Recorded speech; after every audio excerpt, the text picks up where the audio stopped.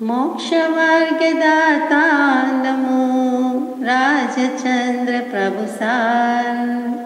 उर्वशी समूरे वसो सदा परम आधार। जेणे जाण्यो खरो आत्मा आत्माने अन्यन्यने। अक्षय पूर्ण ज्ञानिते सिद्धने धन्य धन्य छे। अज्ञानतिमिरान्धानां ज्ञानाञ्जनशलाकया चक्षुरुन्मीलितं येन तस्मै श्रीगुरुवे नमः। सत्श्रोतने नमस्कार, असीम उपकारी आत्माने नमस्कार, तारक त्रिपुटीने नमस्कार, मावित्रोने नमस्कार, माविત્રો સમાજ મુરબ્બીઓ મુમુક્ષુઓને નમસ્કાર। પરમ કૃપાળુ દેવ પ્રણીત વચનામૃતજી પત્રાંક 438 મુંબઈ ચૈત્ર સુદ એકમ વિક્રમ સંવત 1949 તારીખ 19/3/1803। જે પત્ર લખ્યો છે તે પરમ પૂજ્ય શ્રી સૌભાગભાઈને લખ્યો છે। ગઈકાલે આપણે યથાશક્તિ વિચારણા કરી જે સમતા રમતા ઉરજતા જ્ઞાયકતા સુખભાસ એને લગતો 436મો પત્ર, એમાં જે વાત થઈ અને ત્યાર પછી 437મો પણ પૂજ્ય શ્રી સૌભાગભાઈને જ હતો। અને એ પત્રમાં અંતિમ વાક્ય કે અત્યંત પરમાર્થના અભ્યાસે તે વ્યાખ્યા અત્યંત સ્ફુટ જણાય છે, સમજાય છે। ફરીથી અત્યંત પરમાર્થના અભ્યાસે તે શું? તો કે અસીમ અમર્યાદિત અપ્રતિમ ઉત્તમ પુરુષાર્થના અંતે ઉત્તમમાં સમજાઈ જાય છે કે સત્પુરુષાર્થ અને ઉત્તમ પુરુષાર્થના અંતે અથવા તો એના અભ્યાસ પછી તે વ્યાખ્યા સ્ફુટપણે સમજાય છે। એટલે કે આત્માની જે વ્યાખ્યા કરી છે, જે દોહરો કર્યો છે તે અત્યંત સ્ફુટ સમજાય છે। સ્ફુટ કહેતા અત્યંત પ્રગટ, અત્યંત વિકસિત, અત્યંત સ્પષ્ટ દેખાય છે, ચોખ્ખું ચણક દેખાય છે, તદ્દન સીધે સાદું દેખાય તેમ સમજાઈ જાય છે, તે વાત કહી છે। અને તે સમજાયે આત્માપણું પણ અત્યંત પ્રગટે છે, તથાપિ યથાવકાશ અત્ર તેનો અર્થ લખ્યો છે। અને એમ થતાં એ વ્યાખ્યા સમજાઈ જતાં સ્વરૂપ સમજાઈ જાય છે, યાને કે આત્માનો સ્વભાવ પ્રગટી જાય છે, આત્માપણું, આત્માકારતા, આત્મત્વ પ્રગટી જાય છે। અહીંયા આપણને શ્રી કુંદકુંદ ભગવાનની સમયસારજીની 49મી ગાથા યાદ આવે કે અવ્યક્તના બોલ, એ અવ્યક્તના જે 6 બોલ છે તે જ વાત ટૂંકામાં કૃપાળુદેવે કહી દીધી એમ લાગે છે। અને તેની યથાશક્તિ વિચારણા પછી આગળ જવાનો પ્રયાસ કરીએ। એ અવ્યક્તના 6 બોલ ફરી કોઈ વખત એ 49મી ગાથા અને આ જે અત્યારે 438મા પત્રની ગાથા છે એને કેટલું સામ્ય છે અથવા તો કેવી રીતે ઘટાવી છે, જુદા જુદા જ્ઞાની પુરુષોએ એક જ વાત કેટલી સુંદર રીતે અનન્ય રીતે ઘટાવી છે તે વિચારવા જેવું છે। અહીંયા તો આપણે આ ગાથા લઈએ કે કૃપાળુદેવે સૌભાગભાઈને, શ્રી સૌભાગભાઈને, પૂજ્ય શ્રી સૌભાગભાઈને આ દિવસે ચૈત્ર સુદ એકમ એટલે કે કચ્છી સમાજ પ્રમાણે બેસતું વર્ષ, કેટલાકના પ્રમાણે બેસતું વર્ષ છે, અને તે દિવસે શુભ દિને આ પત્ર અને એમાં આ મથાળે ટાંકીને કેમ લખ્યું છે? તો એ ગાથા કે દોહરો છે સમતા રમતા ઉરજતા નાયકતા સુખવાસ વેદકતા ચૈતન્યતા એ સબ જીવ વિલાસ। 436મા પત્રમાં પણ આ જ ગાથા કૃપાળુદેવે ટાંકી છે। અને ત્યાર પછી નમસ્કાર ચતુષ્ટય જણાવ્યો હતો કે તીર્થંકર દેવને નમસ્કાર, તીર્થંકર દેવના વચનને નમસ્કાર, અને તીર્થંકર દેવ થકી જે સદગુરુ સત્પુરુષની શ્રદ્ધા થાય છે તે વચનને નમસ્કાર, અને તીર્થંકર દેવે જે ઉદ્દેશ વચન કહ્યું છે તે ઉદ્દેશ વચનને નમસ્કાર। આ 4 પ્રકારના નમસ્કાર પછી આ જ પત્રની વાત હતી, એ જ ગાથા ફરી અહીંયા આવી છે, તો આપણે યથાશક્તિ વિચારવાનો પ્રયત્ન કરીએ। જે વાત છે, જે ગાથા છે એમાં જીવના લક્ષણની જ વાત છે, તો અહીંયા જે ગાથા છે એમાં જીવના લક્ષણ મૂક્યા છે। એ પહેલાં બીજા શાસ્ત્ર કરતાં કે જ્ઞાની પુરુષો કેવી રીતે જીવને જુદો પાડે છે તે કહેવાનું છે। તો કે જીવ અને અજીવ આખી દુનિયામાં 2 જ વસ્તુ છે, અનંત વસ્તુ છે। અનંત વસ્તુ મુખ્યતા એ 2 જ વસ્તુમાં સમાવેશ પામે છે। એક વિભાગ જળ છે, એક વિભાગ ચેતન છે, લિવિંગ એન્ડ નોન લિવિંગ। જીવ અને અજીવનો તફાવત સમજાવો।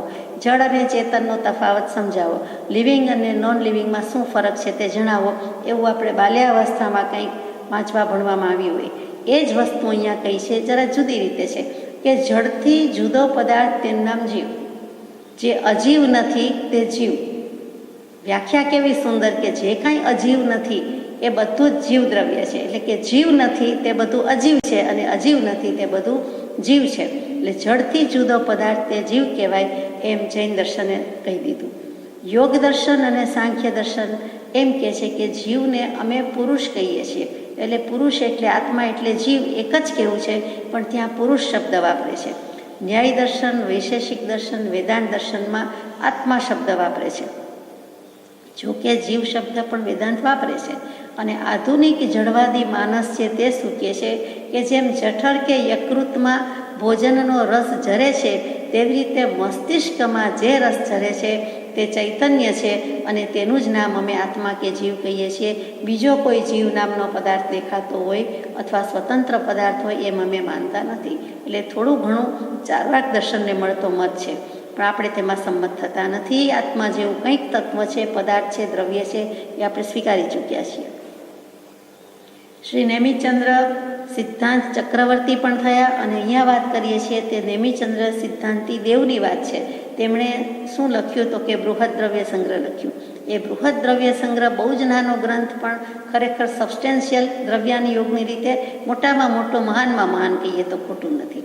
તો એવો જે ગ્રંથ, એની એક ગાથા કે જીવો ઉવજોગ મઓ, એટલે કે જીવ ઉપયોગમય છે, અમુત્તો અમૂર્ત છે, કત્તા કરતા છે, સદેહ પરિમાણો એટલે કે જે દેહ ધારણ કર્યું છે, ખોડીઓ કે શરીર ધારણ કરે છે તેના માપમાં રહે છે. એટલે કે પોતાનો આત્મા પોતે જેટલો દેહધારક છે તેના રોમે રોમ, અંગે અંગે એક એક આત્મ પ્રદેશમાં છે. કીડીનો તે પ્રમાણે છે, હાથીનો તે પ્રમાણે છે, તેમજ બધાનું છે. અને પછી ભોગતા એટલે ભોગતા છે. સંસારત્થો એટલે કે જ્યાં સુધી મોક્ષે ગયો નથી ત્યાં સુધી સંસારમાં રહેલો વસેલો છે. અને સિદ્ધો, અને જે કોઈ સંસારમાંથી સિદ્ધ થઈ જાય છે તે સિદ્ધાત્મા તરીકે, મુક્તાત્મા તરીકે બિરાજમાન થાય છે. સો વિશ્વસોઢ ગઈ, આ વિશ્રષા ગતિથી એટલે કે વિશ્રષા પરિણામથી, યાને કે સાદી ભાષામાં સ્વભાવથી, નેચરલ, કુદરતી એ ઉર્ધ્વગામી જ સ્વભાવ છે. જેમ અગ્નિ અથવા તો રૂ કે જે કંઈ દીવો છે તે એની વાટ, તો એ ઉર્ધ્વગામી જ છે. ગમે તેટલી નીચે રાખો, ગમે તેટલું નીચું કરો, વાંકું વાળો, તો પણ એનો સ્વભાવ ઉપર જવાનો, ઊંચે જવાનો જ છે. જેમ એરંડનું બી ઉછળે છે તેવી રીતે, જેમ તુંબડું લાકડાનું પાણીમાં તરે છે તેમ એનો સ્વભાવ ગમે તેમ કરો, બુડાડો, નીચે રાખો, પણ ઉર્ધ્વગામી જ છે. તેવી જ રીતે આત્માનો સ્વભાવ પણ ઉર્ધ્વગામી છે. તો આ બધા જીવના લક્ષણ કયા હતા એ દ્રવ્ય સંગ્રહમાં કયા કે જીવ ઉપયોગમય છે, અમૂર્ત છે, કર્તા છે, ભોગતા છે, સ્વદેહ પરિમાણ છે, સંસારમાં રહેલો છે અથવા તો સિદ્ધ ગતિમાં જાય છે, અને તે સ્વભાવથી ઉર્ધ્વગામી છે. પછી કુંદકુંદાચાર્ય ભગવંતે પંચાસ્તિકાઈ ગ્રંથ લખ્યો, જેનું ભાષાંતર કૃપાળુદેવે કરવાની કૃપા કરી છે, અને કોઈના જીવના માટે મોકલેલું છે, કોઈ આત્માર્થીને અભ્યાસ કરવા માટે મોકલ્યું છે. 766મો પત્ર જ્યારે આવશે ત્યારે આપણે યથાશક્તિ લઈશું. એ પંચાસ્તિકાઈની એક ગાથા તે જીવનું સ્વરૂપ મૂકે છે કે જીવોત્તિ હવાદી વેદા ઉવોગ વિશેષીદો બહુ કત્તા ભોત્તા ચ દેહ મત્તો નહીં મુત્તો કમ સંજુતો. પ્રાકૃત ભાષા કે અર્ધમાગધી ભાષા છે. જીવોત્તિ જીવ હોય છે, કેવી રીતે? હવતી એટલે કે જીવ અસ્તિત્વવાળો છે, હયાત છે, હોવાપણું છે, વિદ્યમાનપણું છે, અસ્તિ હું છું એમ.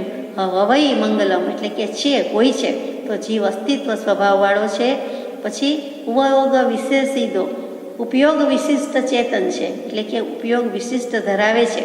બહુ કત્તા, બહુ પ્રભુ છે, કત્તા કરતા છે, ભોગતા ભોગતા છે, ચ દેહવત્તો અને દેહ માત્ર છે, જેટલો દેહ ધારણ કર્યો છે તેમાં જ રહે છે, આજુબાજુ રહેતો નથી કે બીજામાં રહેતો નથી. નહીં મુત્તો અને મૂર્ત છે, અમૂર્ત છે, અને કર્મ સંયુક્તો, કર્મથી સંયુક્ત છે, કર્મની સાથે જોડાયેલો છે, સંબંધિત છે.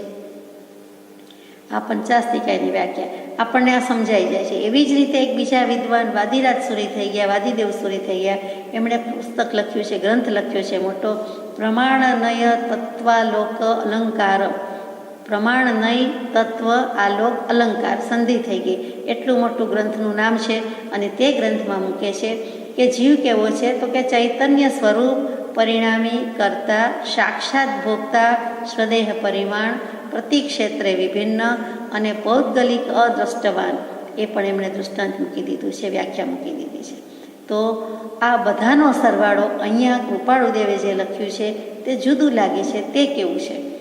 તો કે અહીંયા કૃપાળુદેવે લીધું છે તે પંડિત પ્રવર બનારસીદાસજીનો દોહો લીધો છે, નાટક સમયસારજીની ઉત્થાનિકામાં મૂકેલો છે. એમાં પહેલું લખ્યું કે સમતા. હવે કૃપાળુદેવે પોતે જ પત્રમાં સમજાવ્યું છે, સુત્તમ સમજાવ્યું છે, એ જ આપણે વાંચીએ. તો સમતા ગુણ વિશે લખે છે, શ્રી તીર્થંકર એમ કહે છે કે આ જગતમાં આ જીવ નામના પદાર્થને ગમે તે પ્રકારે કયો હોય તે પ્રકાર તેવી સ્થિતિમાં હો, તેને વિશે અમારું ઉદાસીનપણું વર્તે છે. એટલે તીર્થંકર દેવે પણ કહી દીધું કે જીવ નામના પદાર્થને આજ સુધીમાં અનંતકાળથી જુદા જુદા ધર્મ સ્થાપકોએ જુદી જુદી રીતે મીમાંસા કરી છે અને મૂક્યો છે. તો અનેક ધર્મ સ્થાપકોએ આત્મા સંબંધી અનેક વાતો કરી છે, તેને વિશે અમારું ઉદાસીનપણું છે. એટલે કે એના પ્રત્યે અમારી વિતરાગતા છે, તટસ્થતા છે, નિરપેક્ષતા છે. અમે તટસ્થપણે કરીએ છીએ. અમે કોઈ પક્ષપાતમાં નથી, ભેદભાવમાં નથી. અમને જેવો આત્મા જોયો, જાણ્યો ને દેખાયો અને લાગ્યો અને અનુભવ્યો તેવું સ્વરૂપ અમારે કહી દેવું છે. બીજાના મત જે કહેતા હોય તે, બીજાએ કહ્યું છે તે ખોટું છે એમ કહેતા નથી, પણ બીજાએ સાચું કહ્યું છે એમ પણ કહેતા નથી. પણ બીજાએ જે કહ્યું હોય તે અમે તટસ્થ રીતે જેમ છે તેમ આત્માનું સ્વરૂપ કહીશું. ગમે તે પ્રકારમાં બધા પ્રકાર આવી ગયા, તેને વિશે અમારું ઉદાસીનપણું છે. કે એટલે જે હોય તે અમારે મધ્યસ્થ ભાવ છે, તાટસ્થ્ય ભાવ છે, વિતરાગતા છે, સમપણું છે. જે પ્રકારે નિરાબાદપણે તે જીવનામનો પદાર્થ અમે જાણ્યો છે તે પ્રકારે કરી તે પ્રગટ અમે કયો છે.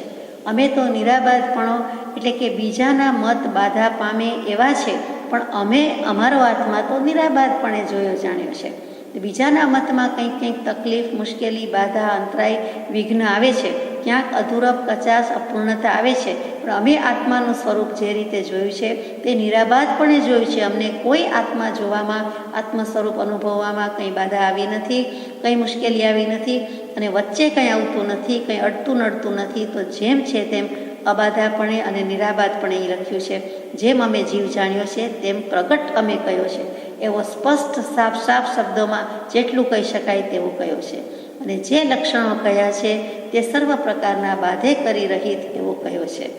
જે લક્ષણ કયા એને કોઈ ના પાડી શકે એમ નથી, એને કોઈ ચેલેન્જ ફેંકી શકે એમ નથી, કોઈ પડકારી શકે નથી, પડકારી શકે તેમ નથી. એવા ટંકોત્કીર્ણ વચન કે વ્યાખ્યા છે તેવો અમે આત્મા કયો છે. અમે તે આત્મા એવો જાણ્યો છે, જોયો છે, સ્પષ્ટ અનુભવ્યો છે, પ્રગટ તે જ આત્મા છીએ. અમે આત્મા જોયો, જાણ્યો, અનુભવ્યો એટલે જરાકી જુદાઈ લાગે, પણ અહીંયા તો કહે છે છેલ્લે કે પ્રગટ તે જ આત્મા છીએ. તેવા જ આત્મા છીએ, શુદ્ધાત્મા જ છીએ. તે આત્મા સમતા નામના લક્ષણે યુક્ત છે. હવે લક્ષણની વાત આવી. પહેલું લક્ષણ મૂક્યું કે સમતા નામનું લક્ષણ શું છે. આપણે સમતા એટલે વિતરાગતા, રાગ દ્વેષ વિનાની સ્થિતિ, સમભાવ, સંપરિણતિ એટલે કે રાગ દ્વેષ ન કરવા તે સ્થિતિ, એને જ આપણે કહીએ છીએ.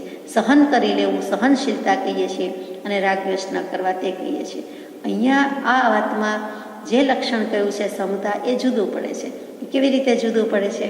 તો કે વર્તમાન સમયે જે અસંખ્ય પ્રદેશાત્મક ચૈતન્ય સ્થિતિ તે આત્માની છે, તે પહેલાંના 1, 2, 3, 4, 10 સંખ્યાત, અસંખ્યાત, અનંત સમયે હતી, વર્તમાને છે, હવે પછીના કાળને વિશે પણ તે જ પ્રકારે તેની સ્થિતિ છે. એટલે કે આત્મા, કોઈ પણ આત્મા, આપણે મનુષ્ય એમ નહીં, 4-7 ફૂટના એમ નહીં, કોઈ પણ, તો કોઈ પણ જીવ, કોઈ પણ આત્મા, એને અસંખ્યાત પ્રદેશ છે ને છે.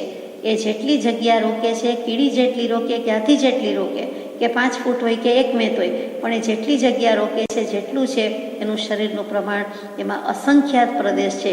એટલે કે ઇન્યુમરેબલ છે, સંખ્યામાં, ગિનતીમાં, ગણતરીમાં આવી ન શકે એટલા આત્મપ્રદેશો છે.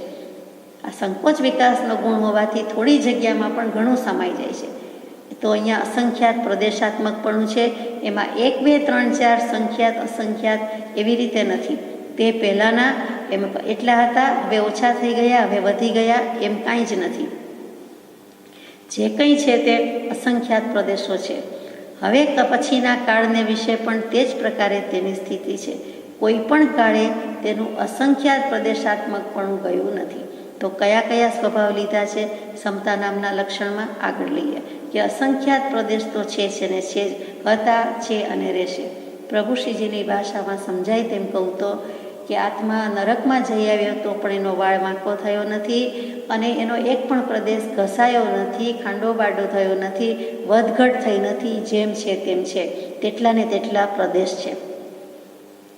પછી ચૈતન્યપણું એટલે એનો ચેતન નામનો ગુણ છે. ચેતનનો ચેતન નામે ગુણ છે. અહીંયા સચ્ચિદાનંદ સ્વરૂપ કહીએ છીએ, આત્મા કહીએ છીએ, તો એનામાં જે ચેતનાનો ગુણ છે એ પણ એવો ને એવો છે. એનો સ્વભાવ છે એટલે એવો જ છે. જ્ઞાન દર્શન ઉપયોગ છે, જ્ઞાન દર્શન ગુણ છે અને ચેતના છે. અને અરૂપીપણું અમૂર્ત તત્વ છે, એટલે કે મૂર્ત નથી, દેખીતી રીતે દેખાય તેવું આત્મતત્વ નથી. એનું નામ અરૂપીપણું. અને તે આદિ સમસ્ત સ્વભાવ, આ બધા જ સ્વભાવ કહેવાય, એટલે કે સ્વત્વભૂત સ્વભાવ કહેવાય. કદી કોઈથી છૂટા પડે નહીં. આ જીવ નામના દ્રવ્યથી, આત્મા નામના દ્રવ્યથી આ કોઈ સ્વભાવ છૂટા પડતા નથી. કેમ કે ગુણ છે, લક્ષણ છે. ગોળથી ગળપણ છૂટું પડતું નથી, સાકરથી ગળપણ ઓછું થતું નથી, ઘટતું નથી. એવી રીતે આંબલીથી એની ખટાશ જુદી પડતી નથી. એના મય છે એ જ એનો ગુણ, એ જ એનું લક્ષણ, એ જ એનો સ્વભાવ. એવી રીતે આત્માના બધા સ્વભાવ છે. અસંખ્યાત પ્રદેશાત્મકતા, ચૈતન્યપણું, અરૂપીપણું, એ આદિ સમસ્ત સ્વભાવ છૂટવા ઘટતા નથી, એનાથી છૂટા પડતા નથી, છૂટી પડતા નથી, છૂટી જતા નથી, છૂટી શકતા નથી. એવું જે સમપણું, એવી જે સમતા, તે જેનામાં લક્ષણ છે તે જીવ છે. એટલે કે જેમ છે તેમ રહે છે, તે સમતા નામનો ગુણ છે. અહીંયા સમતા એટલે રાગ દ્વેષ ન કરવા, સમભાવે સહન કરી લેવું, એ ગુણનો અર્થ નથી, પણ સમતાનો અર્થ છે જેમ છે તેમ રહેવું, જેટલા છે તેટલા રહેવા. આ પહેલું લક્ષણ થયું. હવે રમતા નામનું લક્ષણ. સમતા, રમતા. પશુ પક્ષી મનુષ્યાદિ દેહને વિશે, વૃક્ષાદિને વિશે જે કંઈ રમણીયપણું જણાય છે અથવા જેના વડે તે સર્વ પ્રગટ સ્ફૂર્તિવાળા જણાય છે, પ્રગટ સુંદરપણા સમેત લાગે છે, તે રમતા રમણીયપણું છે લક્ષણ, જેનું તે જીવ નામનો પદાર્થ છે. જેના વિદ્યમાનપણા વિના આખું જગત શૂન્યવત સંભવે છે, એવું રમ્યપણું જેને વિશે છે તે લક્ષણ, જેને વિશે છે તે જીવ છે. સમતા પછી તરત રમતા. એટલે રમતા શું છે? તો આપણને કોઈ વસ્તુ ગમે છે તો તરત કહીએ છીએ કે સુંદર દૃશ્ય છે, રમ્ય દૃશ્ય છે. આ વનસ્પતિ, ગ્રીનરી, પ્રાકૃતિક સૌંદર્ય, કુદરતી સૌંદર્ય, નદી, તળાવ, દરિયા, સાગર, જે કયો તે, ત્યાં આપણને એકદમ રમ્યતા લાગે છે. એવી જ રીતે કોઈ વ્યક્તિ સામું જોઈએ છીએ તો પણ આપણને ત્યાં રમ્યતા લાગે છે. કેટલીક વખત રમ્યતા લાગતી નથી. એ રમ્યતા શું છે? તો કે મનુષ્ય હોય કે પશુ પક્ષી હોય કે વૃક્ષ વગેરે હોય, એ બધામાં રમણીયતા કઈ છે? તો કે પ્રફુલ્લિત હોય, વિકસિત હોય, સરખું ઉગી ગયું હોય, સરખું જન્મી ગયું, પછી યુવાન થયું, સરખું ઉગી ગયું, અને જે પૂર્ણપણે વિકસિત પ્રફુલ્લિતતા લાગે છે. પુષ્પ કડી રૂપે હોય એ જુદું લાગે છે, રમ્ય તો છે જ, અને પછી ઉઘડતું હોય ફૂલ અને પછી ઉઘડી જાય છે ને જે પૂર્ણ વિકસિત લાગે છે, તો એ પૂરેપૂરી રમ્યતા છે. એવી જ રીતે મનુષ્યમાં છે, એવી જ રીતે કોઈ પણ વસ્તુમાં છે.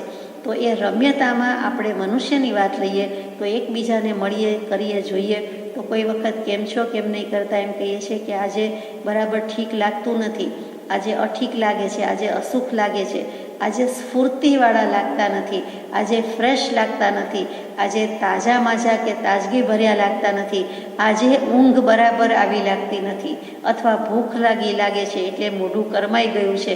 આ બધા જે ભાવ છે તે જ આ રમતા કેવી છે કે રમણીયતા નથી. આંખને ગમી જાય, દૃષ્ટિને ગમી જાય, નજરને ગમી જાય, જીવને પોતાને બીજું ગમી જાય, અથવા સ્ફૂર્તિવાળું લાગે, ચેતનવાળું લાગે, ધબકતું લાગે, લાઈવ લાગે, એ કેટલીક વખત લાગતું નથી. તો તરત જ કહીએ છીએ કે આજે સ્ફૂર્તિ નથી પણ સુસ્તી લાગે છે. તો આ સ્ફૂર્તિ એ રમ્યતા અને સુસ્તી એટલે અરમ્યતા. સીધી સાદી વાત છે. તો તે બધું પ્રગટ સુંદરપણા સમેત લાગે છે, એટલે કે સુંદર લાગે છે, દેખાવડું લાગે છે, આકર્ષક લાગે છે, જીવને ગમે છે, આંખ ઠરે છે, તે રમતા રમણીયપણું છે. એવું જે લક્ષણ તે જે જીવ નામનો પદાર્થ છે. તો જીવને રમણીયતા કઈ કહેવાય? જીવને સ્ફૂર્તિ કોના કારણે છે? તો કે ઉપયોગ લક્ષણે સનાતન સ્ફુરિત એવો આત્મા. છેલ્લા પત્રોમાં લખ્યું છે 900 પછી નાખવું પડે, ઘણું કરીને 917, પહેલી જ લીટી કે ઉપયોગ લક્ષણે સનાતન સ્ફુરિત એવા આત્માને તેજસ અને કાર્મણ શરીરથી પણ ભિન્ન અવલોકવાની દૃષ્ટિ સાધ્ય કરવી. તો ત્યાં દેહની આત્મા જુદા છે એ વાત તો આવી જ. તો તે તેજસ શરીરની બોલબાલા છે કે સરખું પાચન થયું હોય, સરખી ઊંઘ થઈ હોય અને સરખી સ્ફૂર્તિ લાગતી હોય, એના મૂળમાં મૂળ શું છે? તો કે ઉપયોગ છે. એટલે ઉપયોગ નામનું લક્ષણ છે અને ઉપયોગ સારો હોય તો સ્ફૂર્તિ વગેરે લાગે છે, નહીં તો ડલ લાગે છે, સુસ્તી લાગે છે. તો તે રમતા નામનો ગુણ છે, જેના વિદ્યમાનપણા વિના આખું જગત શૂન્યવત સંભવે છે. જો રમ્યતા કે રમતા નામનો ગુણ ન હોય તો જગતનું અસ્તિત્વ જ કેવું લાગે? તો કે શૂન્યવત લાગે, મીંડા જેવું લાગે, જાણે કે નથી જેવું લાગે. જો વસ્તુ સારી હોય, સુંદર હોય તો જ ગમે છે, તો જ ખપે છે, તો જ ફાવે છે, ભાવે છે. એવી જ રીતે જીવની વાત છે કે આત્માનું આ લક્ષણ ન હોય તો જગત શૂન્યવત થઈ જાય છે. તો તે લક્ષણ જેને વિશે ઘટે તે જીવ છે. એટલે સમતા, પછી રમતા, ત્રીજો ગુણ, ત્રીજું લક્ષણ ઉરજતા. કોઈ પણ જાણનાર ક્યારે પણ કોઈ પણ પદાર્થને પોતાના અવિદ્યમાનપણે જાણે એમ બનવા યોગ્ય નથી. આપણે કોઈ વસ્તુને કે વ્યક્તિને જાણીએ, ઓળખીએ, અડીએ, લઈએ, મૂકીએ તો ત્યારે હું નથી એમ કરીને થતું નથી.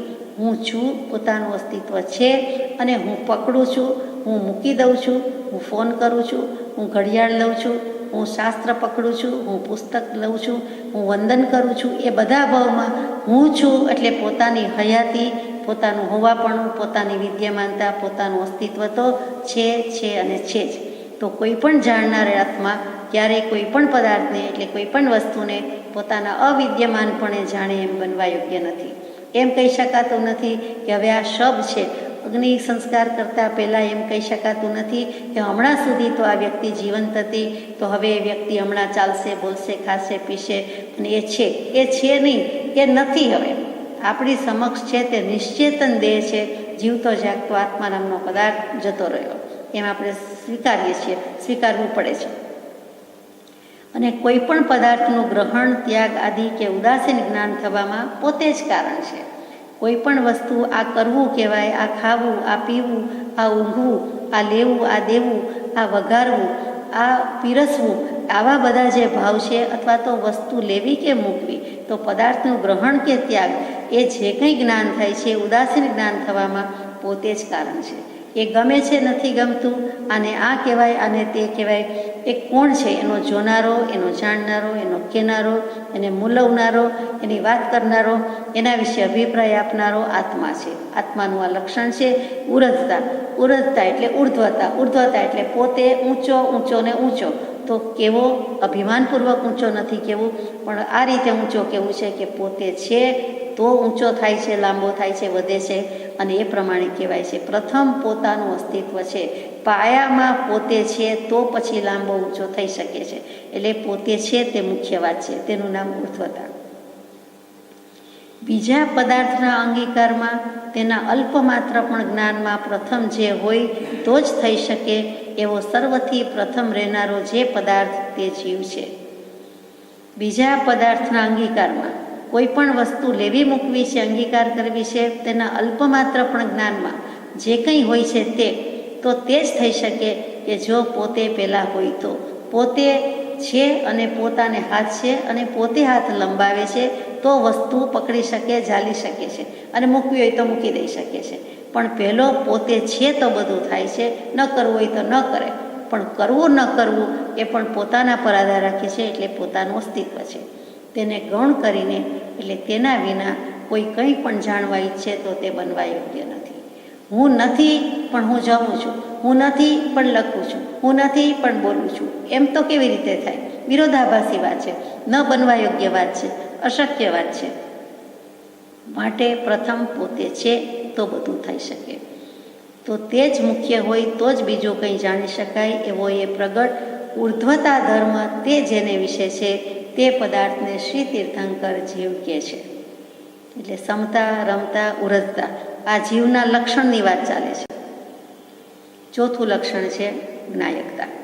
7 લક્ષણ છે એમાં ચોથું લક્ષણ બરાબર સેન્ટરમાં અને સેન્ટર પોઈન્ટ જ છે અને એ ખરેખર મધ્યસ્થ છે, કેન્દ્રમાં રહેલું છે, વચ્ચોવચ્ચ રહેલું છે, એ બિંદુ છે તો બધું થાય છે એ વિચારીએ. પ્રગટ એવા જળ પદાર્થો અને જીવ તે જે કારણે કરી ભિન્ન પડે છે તે લક્ષણ જીવનો જ્ઞાયકપણા નામનો ગુણ છે અને કોઈ પણ સમયે જ્ઞાયક રહિતપણે આ જીવ પદાર્થ કોઈ પણ અનુભવી શકે નહીં અને તે જીવ નામના પદાર્થ સિવાય બીજા કોઈ પણ પદાર્થને વિશે જ્ઞાયકપણું સંભવી શકે નહીં. એવું જે અત્યંત અનુભવનું કારણ, એવું જે જ્ઞાયકતા નામનું લક્ષણ જેનામાં છે તે પદાર્થ તીર્થંકરે જીવ કયો છે. કેટલી ઉત્તમ વાત કહી દીધી કે પ્રગટ એવા જળ પદાર્થ અને જીવ તે જે કારણે કરી ભિન્ન પડે છે. આપણે લગભગ રોજ વાંચતા બોલતા વિચારતા હશું કે જીવ અને જીવ ક્યાં જુદા પડે છે, તો બંનેનો તફાવત જ આ છે કે જીવને ઉપયોગ નામનું લક્ષણ છે, અજીવને જળ વસ્તુને ઉપયોગ નથી. અજીવને ભાવ છે, જરૂર છે, જળ ભાવે જળ પરિણમે, પણ એને ઉપયોગ નથી. ઉપયોગ લક્ષણ જીવનું જ છે, કોઈ પણ જીવનું છે, મનુષ્ય નહીં, કોઈ પણ જંતુ, નાનામાં નાનું જંતુ, નરી આંખે ન દેખી શકાય એવું જંતુ પણ ઉપયોગ લક્ષણ તો ધરાવે જ છે. તો એ જે કારણે જુદું પડે છે તે જીવનું આ ગુણ કે લક્ષણ છે. કયું? તો કે જ્ઞાયકતા. જ્ઞા સંસ્કૃતમાં જ્ઞા ધાતુ છે, ક્રિયાપદ છે. જ્ઞા એટલે જાણવું, એના પરથી જ્ઞાન શબ્દ આવ્યો, એના પરથી જ્ઞાન ગુણ આવ્યું, જ્ઞાયકતા આવ્યું, બધું આવ્યું. તો જ્ઞાયકતા એટલે કે જે જેના વડે જણાય છે તે જેનામાં જાણપણું છે. જ્ઞાયકતા એટલે શું? તો કે જાણપણું, જ્ઞાન ગુણ અથવા તો જાણપણું એ આત્મામાં છે ને છે. એક નિગોદનો જીવ હોય તો પણ એને અક્ષરના અનંતમાં ભાગે જ્ઞાનનો ઉઘાડ કહેવાય, ક્ષયોક્ષમ કહેવાય.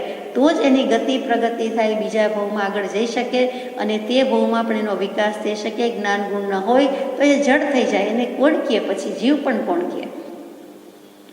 કોઈ પણ સમયે જ્ઞાયક રહિતપણે આ જીવ હોઈ શકે જ નહીં. આપણો આત્મા જ્યારથી અનંતકાળથી રખડે છે, ફરે છે, અસ્તિત્વમાં આવ્યો અનાદિકાળથી છે અને અનંતકાળ સુધી સિદ્ધમાં જાય તો પણ રહેવાનો જ છે.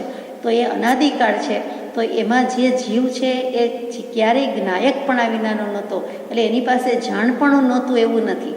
પુસ્તક હોય તો જાણપણું છે, અક્ષર જ્ઞાન હોય તો જાણપણું છે એવું નથી. એને સંજ્ઞા હતી, એને કોઈને કોઈ અક્ષરના અનંતમાં ભાગનો પણ ઉઘાડ કહી દીધો છે. એટલે એનામાં જાણવાની શક્તિ છે, એ તો એનો છોડી ન શકાય, જુદો ન કરી શકાય, અલગ ન કરી શકાય એવો ગુણ છે, એવી શક્તિ છે. એટલે જ્ઞાયકતાનો ગુણ તો છે ને છે.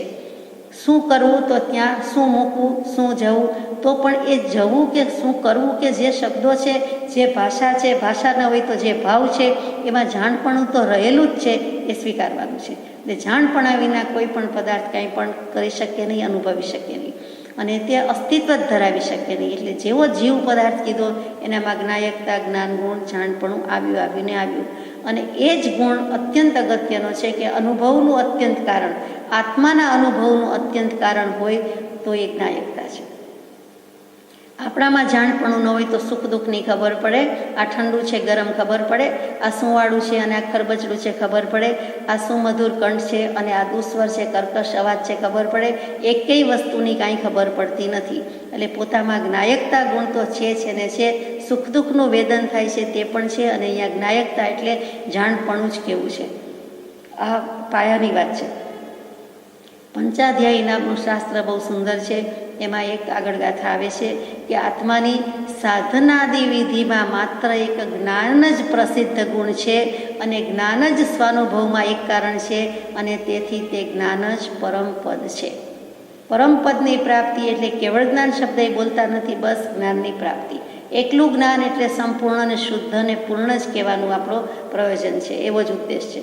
તો એવા જ્ઞાનની પ્રાપ્તિ માટે પણ આ જાણપણાનો ગુણ કે જ્ઞાયકતાનો ગુણ છે જ. આપણને કહી દો કે તમે કંઈ જાણતા નથી, આપણે કબૂલ કરીએ એ ભગવાન હું કંઈ જાણતો નથી, બરાબર. એટલે કંઈ આપણે આપણું નામ, ઠામ, એડ્રેસ, ફોન, ઘરનાથી માંડીને પોતાનો દેહ વગેરે ભૂલી ગયા નથી. એનું જાણપણું છે જ. હે ભગવાન હું બહુ ભૂલી ગયો એમ ક્ષમાપનામાં બોલીએ ત્યારે પણ બધું ભૂલી જતો નથી. ભૂલ થઈ ગઈ એની ના નથી, પણ જો બધું ભૂલી જાય તો ખરેખર એની આત્મદશા સ્થિતિ થઈ જાય, એને બીજું વાક્ય બોલવાનું યાદ પણ ન આવે, એ બોલી પણ ન શકે. વિચારી પણ ન શકે. હકીકતમાં એ બધું ભૂલી શક્યો નથી. જો ભૂલે તો સાચી ક્ષમાપણા છે. એવી જ રીતે સમયસારજી ગાથા, સમયસારજી શાસ્ત્ર, એનું 204 નંબરની ગાથા એટલે નિર્જરાધિકાર છે. મતિ શ્રુત અવધિ મનઃ કેવલ તેહ પદ એક જ ખરે, આ જ્ઞાન પદ પરમાર્થ છે જે પામી જીવ મુક્તિ લહે. ત્યાં જ્ઞાનપદની જ વાત આવી, જ્ઞાનને જ પરમાર્થ કહી દીધું. 5 ભેદ ભલે મૂક્યા, મતિશ્રુત અવધિ મન પરિયોગ કેવલ, પણ ખરેખર તો જ્ઞાન એક જ છે. જ્ઞાન અનંતું છે, જ્ઞાન કેવલ જ છે. જ્ઞાન કેવળથી કળો, જ્ઞાન જ્ઞાનીમાં કળો. જીનવર કહે છે જ્ઞાન તેને સર્વ ભવ્યો સાંભળો. કૃપાળુદેવે તો પદ જ લખી દીધું, આખું પદ, કે બધા જ જ્ઞાની પુરુષો જ્ઞાન કોને કહે છે અને મારે અહીંયા શું કહેવું છે. તો કે મારે શું કહેવું છે એમ નહીં, પોતે લખ્યું એટલે મારે, પણ જીનવર કહે છે જ્ઞાન તેને સર્વ ભવ્યો સાંભળો. જીન ભગવંત જીનેન્દ્ર દેવ જ્ઞાન કોને કહે છે, પછી જ્ઞાનનું આખું પદ લીધું છે. આપણે યથાશક્તિ વિચારણા કરી ગયા છીએ. તો અહીંયા જ્ઞાન, જ્ઞાન અને જ્ઞાન મુખ્ય છે. તે જ વસ્તુ આત્મસિદ્ધિજીમાં અનુભવવા માટે શું મૂક્યું છે, તો કે જે દ્રષ્ટા છે દૃષ્ટિનો, જે જાણે છે રૂપ, અબાધ્ય અનુભવ જે રહે તે છે જીવ સ્વરૂપ. જે દ્રષ્ટા છે દૃષ્ટિનો, જે કાંઈ નજરે પડે છે તેનો જોનારો, અને જે જાણે છે રૂપ, જે કાંઈ રૂપ રંગ વગેરે બધું દેખાય છે વસ્તુનું તે કે વ્યક્તિનું, એટલે કે જોનારો અને જાણનારો, અબાધ્ય અનુભવ જે રહે તે છે જીવ સ્વરૂપ. તો આ જોનારો જાણનારો છે, એમાંથી બધું બાદ કરશો તો આત્મા બાદ થાય તેવો નથી, એટલે બાદ બાકી થઈ શકે તેવો નથી. નથી કરીએ તો પણ આત્મા તો નથી થઈ શકતું જ નથી, કેમ કે ઉર્ધ્વતા ગુણ હમણાં જ વિચાર્યો કે પોતે તો છે ને છે. એટલે આત્મા બાદ થઈ શકતો નથી અને એને કોઈ બાધા પમાડી શકતું નથી. એવું જે કંઈ છે તે આત્માનો અનુભવ છે અને તે જ જીવ સ્વરૂપ છે. આત્મા જ્યારે આત્માને અનુભવે છે, પોતાને અનુભવે છે, ત્યારે એમ કહી શકીએ કે હા, હવે હું જીવ સ્વરૂપ થયો, આત્મ સ્વરૂપ મેં અનુભવ્યું. સ્વરૂપનો અનુભવ થયો, ઉપયોગનો અનુભવ થયો, એમ પોતે ત્યારે કહી શકીએ છીએ. આપણે ગોળ ને સાકર બોલ્યા જ કરીએ, ગમે એટલું એનું વર્ણન કરીએ, ગમે તેટલી લાવીએ, ગમે તે કરીએ, પણ ખોલીએ, ચાખીએ, મોંમાં મૂકીએ અને જીભ ઉપર ચગડતા જે સ્વાદ આવે ત્યારે કહેવાય કે મેં ચાખી, કે મેં સ્વાદ લીધો, કે મને હવે ખબર પડી કે સાકરનો સ્વાદ કેવો હોય કે ગોળ કેવો લાગે. ગળ્યોને મીઠો બોલ્યા કરતા હતા, સાંભળ્યા કરતા હતા, પણ હવે સમજાયું કે ખરેખર સ્વાદ કેવો હોય. એમ જ્યારે વસ્તુનો અનુભવ, આત્માનો અનુભવ થાય છે ત્યારે કહી દે છે કે આવો આત્માનો અનુભવ, અને આને જ આત્માનો સ્વાદ કહેવાય, આ સ્વાદ કહેવાય, અને આને આત્માનું સ્વરૂપ કહેવાય. તો ત્યાં પણ કૃપાળુદેવે અનુભવની વાત મૂકી દીધી અને અનુભવની ગાથા મૂકી. એ ગાથાનું કારણ શું, જીવનું કયું લક્ષણ એવું છે, કયો ગુણ એવો છે કે જેને કારણે એ આત્મા અનુભવી શકે, તો એનો જવાબ અહીંયા આવ્યો કે જ્ઞાયકતા નામનું ગુણ છે, જ્ઞાયકતા નામનું કારણ છે. આત્માના અનુભવનું અત્યંત કારણ, અને એવું જો કંઈ હોય તો જ્ઞાયકતા છે. બધા કારણ ભલે રહ્યા, પણ જ્ઞાયકતા ગુણ જેવું કાંઈ થાય નહીં. એટલે કે ત્યાં જ્ઞાન ગુણનો મહિમા ગયો છે. મોક્ષ માર્ગમાં પણ જ્ઞાન, દર્શન, ચારિત્ર એને મોક્ષ માર્ગ કહીએ છીએ. તો ત્યાં જ્ઞાન પહેલું મૂક્યું છે. મૂળ માર્ગ સાંભળો જીનનો રે, એમાં પણ જ્ઞાન પહેલું મૂક્યું છે. એટલે વિચારવા જેવું છે કે જે કંઈ છે તે પેલું જ્ઞાન છે, અને જ્ઞાન પદની જ પ્રાપ્તિ કરવાની છે. જ્ઞાન વડે જ થાય છે, અને જ્ઞાન ગુણ છે તો થાય છે. જ્ઞાયકતા નથી તો કાંઈ નથી. આગળ જઈએ. શબ્દાદિ 5 વિષય સંબંધી અથવા સમાધિ આદિ જોગ સંબંધી જે સ્થિતિમાં સુખ સંભવે છે તે ભિન્ન ભિન્ન કરી જોતા માત્ર છેવટે તે સર્વને વિશે સુખનું કારણ એક જ એવો એ જીવ પદાર્થ સંભવે છે. તે સુખભાસ નામનું લક્ષણ માટે તીર્થંકરે જીવનું કહ્યું છે, અને વ્યવહાર દૃષ્ટાંતે નિદ્રાથી તે પ્રગટ જણાય છે. જે નિદ્રાને વિશે બીજા સર્વ પદાર્થથી રહિતપણું છે, ત્યાં પણ હું સુખી છું એવું જે જ્ઞાન છે તે બાકી વધ્યો એવો જે જીવ પદાર્થ તેનું છે. બીજું કોઈ ત્યાં વિદ્યમાન નથી, અને સુખનું ભાસવાપણું તો અત્યંત સ્પષ્ટ છે. તે જેનેથી ભાસે છે તે જીવ નામના પદાર્થ સિવાય બીજે ક્યાંય તે લક્ષણ જોયું નથી. શબ્દાદિ 5 વિષય સંબંધી. અહીંયા 5 ઇન્દ્રિય અને તેના વિષયો 23 કહીએ છીએ. શ્વેતાંબર આમનાયથી 23 વિષય છે, દિગંબર આમનાયથી 27 વિષય છે, અથવા તો 28 કયા છે. કાર્તિકેય સ્વામીએ 28મું મન ઉમેર્યું છે, કેમ કે મનને પણ અનિન્દ્રિય કહ્યું છે, એટલે કે ઇન્દ્રિય નથી તે, તો એમાં ઇન્દ્રિય શબ્દ તો આવ્યો છે, તો એ કયા છે. આપણે જાણીએ છીએ કાયા, જીવ, નાક, આંખ ને કાન, આ 5 ઇન્દ્રિય અને એના 23 વિષય છે. અહીંયા શબ્દ છેલ્લેથી લીધું, કાનથી શરૂ કર્યું, તો શબ્દ આદિ 5 વિષય, જે સ્પર્શના 8 વિષય છે. પછી ગંધના તો 2 જ છે, સુગંધ અને દુર્ગંધ. એવી રીતે શબ્દના પણ 2 જ થાય, સુસ્વર અને દુસ્વર. દિગંબર આમનાયમાં સારે ગમ પધ નિશા એમ 7 સુર લીધા છે. એ 7 સિવાય દુનિયામાં 8મો સુર નથી, એટલે એ 8 રીતે લીધા. આપણે સુસ્વર ને દુસ્વર એમ જ શ્વેતાંબર આમનાયમાં સાંભળ્યા વાંચ્યા છે. તો આ રીતે બધાને લઈ લીધેલા છે, અને રસેન્દ્રિય રહી ગઈ મુખ્ય, તો એના 5 કીધા છે. ષડરસ ભોજન છે, પણ અહીંયા 5 લીધેલા છે.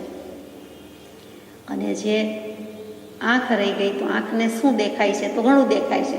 તો એમાં મુખ્યપણે શું? તો કે પહેલી નજર કાંઈ પણ કલર પર જાય, રંગ પર, વર્ણ પર જાય, કાળું, ધોળું, લાલ, લીલું, પીળું, પછી બધી ડિટેલ્સ કે વિગતમાં જાય. તો એ 5 વર્ણ મુખ્ય કયા છે? એ 5માં કાળો ને સફેદ તો આવે જ ને, બીજા 3 કલર લીધા છે. એટલે આ બધા વિષય કહેવાય. આ ટૂંકમાં વાત કરી. આ શબ્દાદી વિષય, શબ્દાદી 5 વિષય, એટલે કે 5 મુખ્ય ઇન્દ્રિય અને એના 23 વિષય. તો એના સંબંધી અથવા સમાધિ આદિ જોગ સંબંધી, માનો કે ઇન્દ્રિયમાં ઉપયોગ નથી, પણ સમાધિ છે, આત્માના પરિણામની સ્વસ્થતા છે, વગેરે જે કંઈ જોગ સંજોગ થાય છે તેમાં સુખ સંભવે છે.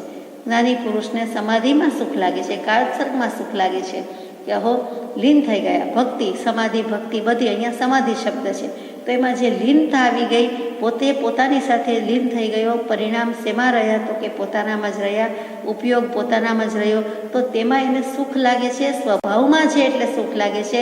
જ્ઞાની પુરુષને જે સુખ છે તે સ્વભાવ સુખ છે, સ્વભાવની સ્થિતિનું સુખ છે, તો એમાં બધું સુખ લાગે છે. અને અજ્ઞાનીને કે સંસારીને 5 ઇન્દ્રિયના વિષયમાં સુખ લાગે છે. ભલે બંને કહેતા હોય, જોગી, યોગી, મુનિ, મહારાજ, દશાવાન પુરુષ, આત્મજ્ઞાની પુરુષ, એને એના જ્ઞાનમાં, એના સ્વભાવમાં સુખ લાગે છે. અજ્ઞાનીને એની રીતે સુખ લાગે છે, પણ એ લાગે તો છે, અને એને આપણે સુખ તો કહીએ છીએ.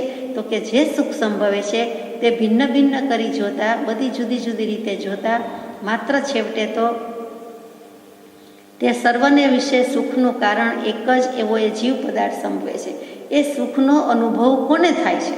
એ સુખ સાચું, ખોટું, સારું, ખરાબ એવું થાય છે કોને? સુખ લાગે છે કે નહીં? અગર તો સુખથી વિરુદ્ધ એવું દુઃખ લાગે છે કે કેમ?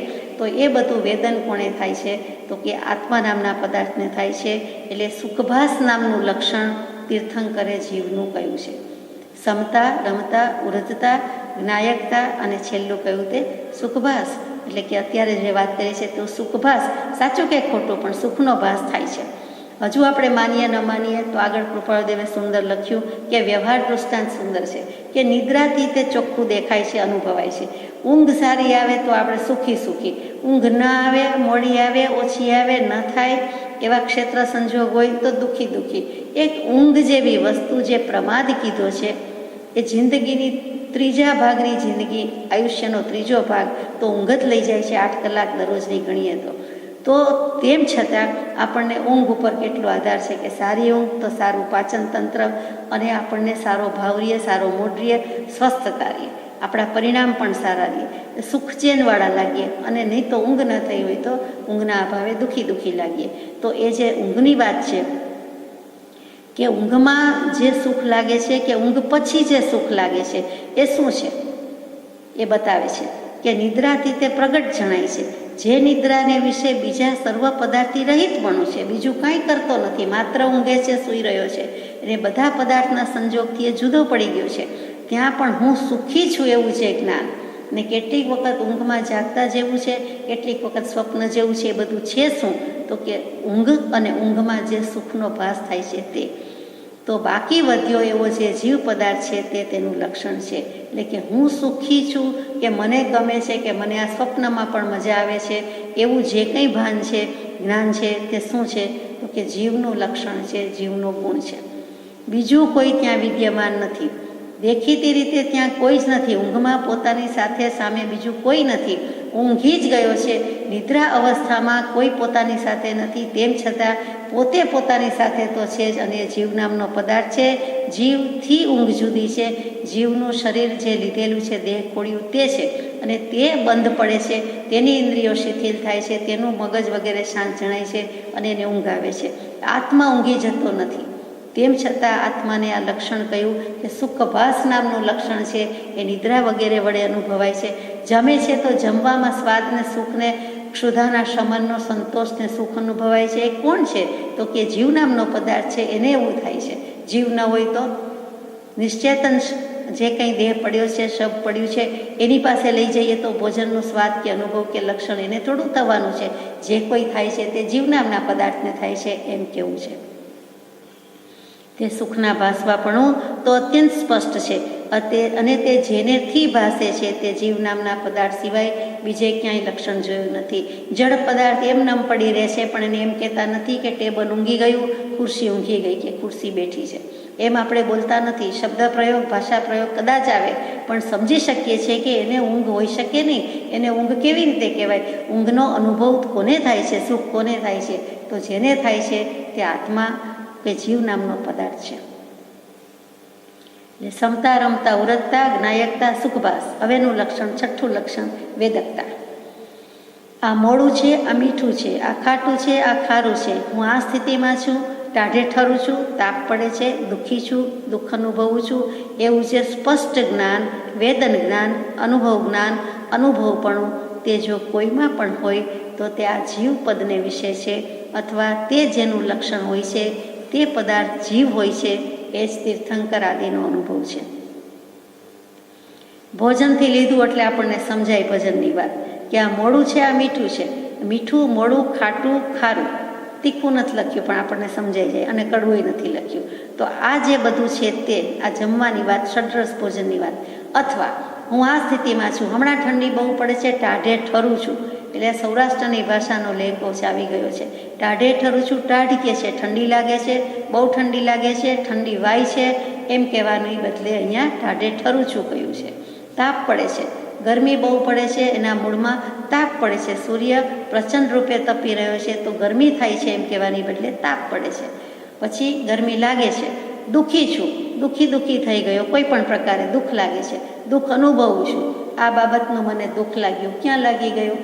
ક્યાંય દેખીતી રીતે તો ક્યાંય ચોટતું નથી, લાગતું વળગતું નથી, છતાં આપણે કહીએ છીએ કે મને આનું ખોટું લાગ્યું, આ બાબતમાં દુઃખ લાગ્યું. અગર તો ન લાગ્યું તો એ કોને લાગે છે? તો કે જીવ પદને વિશે છે. એ શરીરમાં ખોટું લાગતું નથી, અથવા શરીરને વિશે છે એમ કેવું ઠીક લાગતું નથી.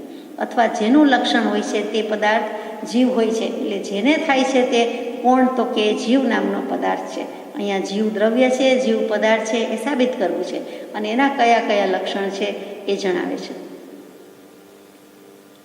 આ રોજબરોજનો અનુભવ છે આપણો, સમય દર સમયનો કયો, મિનિટ દર મિનિટનો, એટલે હર પડે અનુભવતા હોય એવી વાત છે. એટલે આમાં કાંઈ વધારે કહેવા જેવું નથી.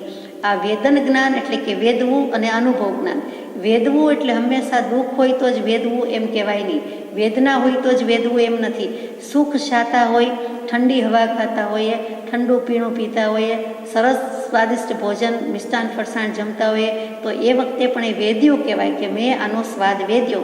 મને આ કારેલાનું કડવું શાક, એની કડવાશનો સ્વાદ લીધો, એ કડવાશ માણી, તો એ વખતે એ વેદ્યું કહેવાય કે કારેલાની કડવાશવાળું શાક કે જે કંઈ હોય તે એ વેદ્યું.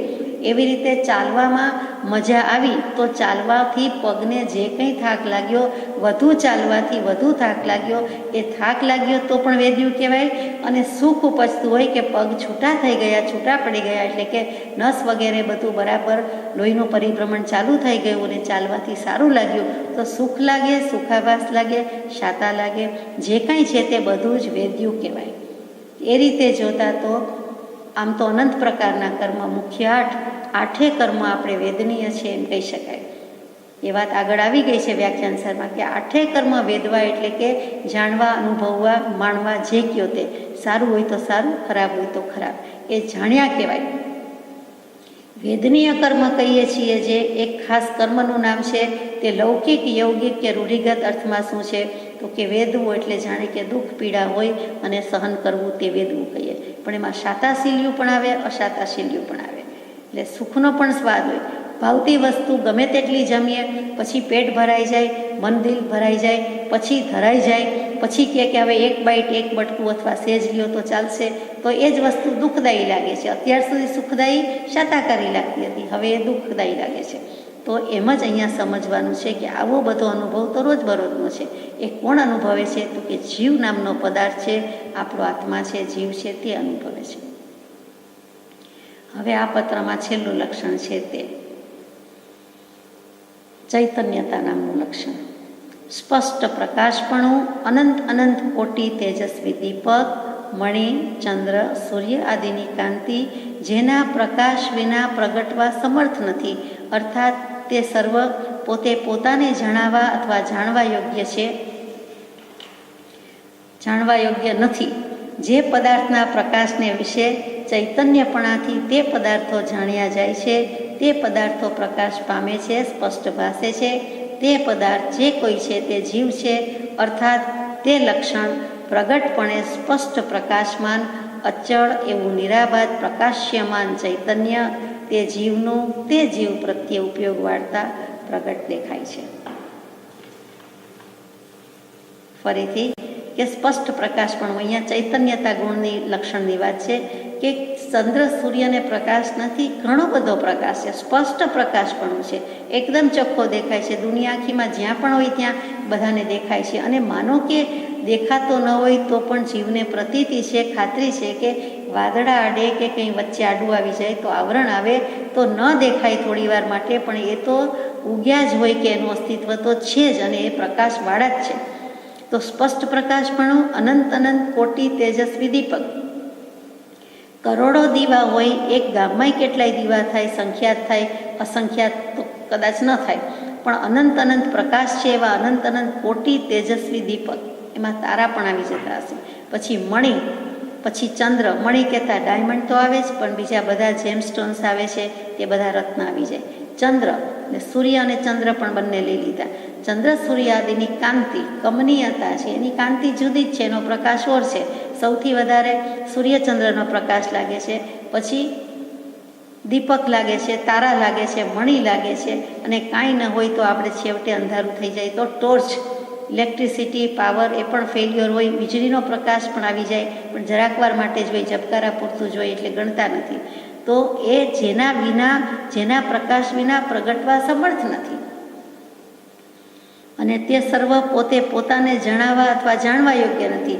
સૂર્ય એમ કહેતો નથી હું સૂર્ય છું, પ્રકાશી રહ્યો છું. ચંદ્ર એમ કહેતો નથી હું પ્રકાશી રહ્યો છું. ટોર્ચ એમ કહેતી નથી કે હું પ્રકાશું છું, મને જાલો પકડો અથવા તો હું ચાલીશ, અથવા તો મને ઓન કરશો, સ્વિચ ચાલુ કરશો તો પણ નહીં ચાલવા છે, એવું એ કાંઈ કહેતું નથી. એવી રીતે કોઈ ચંદ્ર, સૂર્ય, તારા, બેટરી, ટોર્ચ, કોઈ પ્રકાશ કે દીવો એ પોતે કહેતો નથી કે મને પ્રકાશ આપો, મને ચેતાવો, મને પ્રગટાવો, હું પ્રકાશ આપીશ. એ પોતે એમ કહેતા નથી, કેમ કે જળ પદાર્થ છે. તો એ જળ એવી રીતે શું કહેવાના છે? પોતે પોતાને જણાવવા યોગ્ય નથી, પોતે પોતાને જાણવા યોગ્ય નથી. દીવાના પ્રકાશને એમ ભાન નથી, એમ સંજ્ઞા નથી કે હું દીવો છું અને હું આટલી વસ્તુ ઉપર પ્રકાશ પાડું છું અને હું મારા ઉપર પણ પ્રકાશ પાડી શકું, એવું કાંઈ કહેતું નથી. એવી રીતે આ બધું જળ છે એમ કેવું છે, પણ આ બધાને જોનાર, જાણનાર, ચેતાવનાર, પ્રગટાવનાર, મૂલવનાર, એની વાત કરનાર, એનાથી એના સદુપયોગ કરનાર, એના પ્રકાશથી સદુપયોગ કરનાર, પ્રકાશનો સદુપયોગ કરનાર કોણ? તો કે આત્મા. દુનિયામાં ક્યાંય પણ આવો અનુભવનાર કોણ છે? તો આત્મા છે. જે પદાર્થના પ્રકાશના વિશે ચૈતન્યપણાથી તે પદાર્થો જાણ્યા જાય છે. હવે દીવોય છે અથવા ચંદ્ર, સૂર્ય છે અને વસ્તુ દેખાય છે, તો શું કામ દેખાય છે? સૂર્ય છે તો ખુરશી દેખાય છે, સૂર્યનો પ્રકાશ છે તો બધું દેખાય છે બહાર કે અંદર. તો આપણને એમ થાય કે એટલે જ દેખાય છે, એ ન હોય તો લાઇટ કરવી પડે છે. પછી લાઇટ કરવી પડે તો પણ એનો જોનારો, જાણનારો આત્મા ન હોય તો ક્યાંથી દેખાય? એટલે આત્માનું ચૈતન્યપણું છે એ મુખ્ય છે. આત્મા ન હોય તો દેખાય નહીં, અને આત્મા હોય એટલે એનું ચૈતન્યપણું હોય જ, પ્રકાશ હોય જ, અને એનાથી એને દેખાય. માનો કે આંખ નબળી પડી કે દૃષ્ટિવિહીન થઈ ગયા તો પણ પોતાને સ્પર્શથી, સાંભળવાથી કોઈને કોઈ રીતે જણાય છે, દેખાય છે, બ્રેલ લિપિથી વંચાય છે, વગેરે વગેરે. તો પોતે પ્રકાશમાન પદાર્થ છે. એટલે કે આત્માનો પ્રકાશ એ આત્માનો પ્રકાશ, આ બધી જળ વસ્તુનો પ્રકાશ કહેવાય, એ જુદો છે. એ પૂતગલ છે, એમાં અનંતી શક્તિ છે, આત્મામાં એથી પણ અનંતી શક્તિ છે. બંનેમાં અનંત અને અચિંત્ય શક્તિ છે, પણ આત્મામાં સૌથી વધારે અચિંત્ય શક્તિ છે. એટલે કે અનંતામાં પણ 9 ભાંગા કર્યા છે, તો આત્માની અનંત શક્તિ છે. જળ તે જળ, ચેતન તે ચેતન. જળ કોઈ દિવસ ચેતન ન થાય, ચેતન કોઈ દિવસ જળ ન થાય. એવો અનુભવ કોઈને ક્યારેય કદી ન થાય. તે પદાર્થ જે કોઈ છે તે જીવ છે, અર્થાત તે લક્ષણ પ્રગટપણે સ્પષ્ટ પ્રકાશમાન અચળ એવું નિરાભાર પ્રકાશ્યમાન ચૈતન્ય તે જીવનું તે જીવ પ્રત્યે ઉપયોગ વાળતા પ્રગટ દેખાય છે. અહીંયા ચાવી આપી દીધી કે આવું જે લક્ષણ છે તે કેવું લક્ષણ, તો કે 6 પદના પત્રમાં પહેલા જ પદમાં મૂકી દીધું કે સ્વપર પ્રકાશકતાનો ચૈતન્ય ગુણ, પ્રત્યક્ષ ચૈતન્ય સત્તા ગુણ જેને વિશે છે તેવો આત્મા હોવાનું પ્રમાણ છે. એટલે કે પોતાને પ્રકાશે છે અને પરને પણ પ્રકાશે છે એવો જો કોઈ હોય તો તે સ્વપર પ્રકાશકતાનો ગુણ છે અને તે આત્મા છે. એટલે કે ત્યાં બધી જળ વસ્તુથી પ્રકાશ મળે પણ પરને પ્રકાશે છે, સ્વને પ્રકાશ તો નથી. એવી રીતે અહીંયા સ્વપર પ્રકાશકતાનો ગુણ તો આત્માનો એકનો જ છે અને એ જીવનો પદાર્થનો જ છે.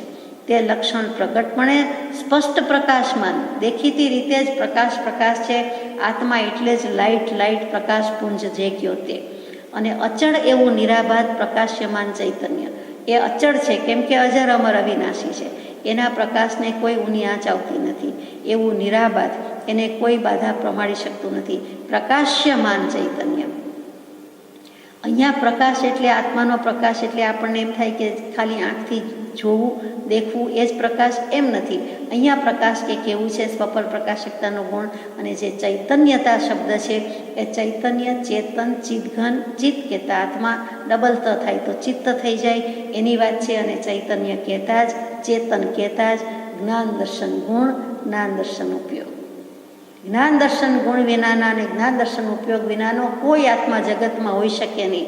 એને એનું ભાન હોય યા ન હોય, એ શબ્દ એને સાંભળ્યા હોય કે ન સાંભળ્યા હોય, એ સમજ્યો હોય કે નહીં, પણ એનું અસ્તિત્વ છે તો પછી ઉપયોગ છે. અને ઉપયોગ છે એટલે જ્ઞાન ઉપયોગ અને દર્શન ઉપયોગ મુખ્ય 2 પ્રકાર છે.